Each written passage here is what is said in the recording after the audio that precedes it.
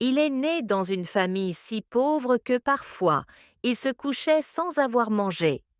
Son père était maçon, mais le travail manquait, et sa mère faisait du charbon de bois qu'elle vendait au bord de la route.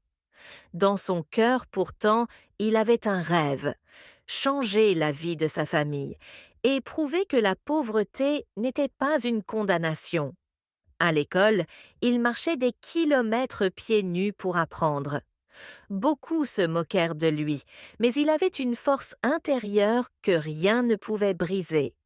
Après des années d'efforts, il réussit son bac et obtint une petite bourse pour aller étudier à la capitale. Là, il travailla comme vendeur de journaux le matin et veilleur de nuit le soir, tout en étudiant le jour. Son travail acharné porta ses fruits. Il décrocha une opportunité d'aller au Canada pour continuer ses études. Mais au moment même où il commençait à réaliser son rêve, les épreuves arrivèrent.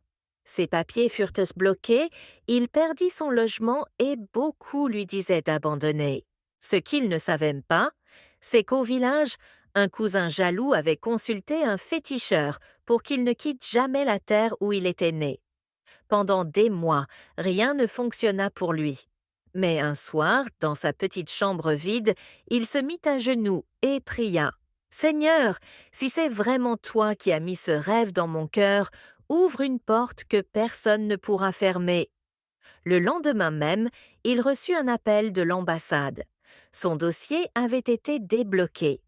Quelques semaines plus tard, il prit l'avion. Aujourd'hui, il est devenu un grand entrepreneur, voyageant à travers le monde. Ses parents, qui autrefois n'avaient rien, vivent désormais dans une belle maison bâtie par leur fils. La jalousie avait essayé de l'arrêter, mais la main de Dieu l'avait relevé.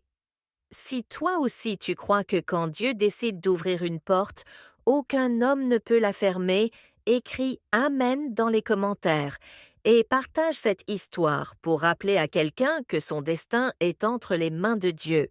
Même quand tout semble bloqué, Dieu ouvre toujours une porte. Cette histoire nous rappelle que la jalousie des hommes ne peut jamais arrêter le plan de Dieu.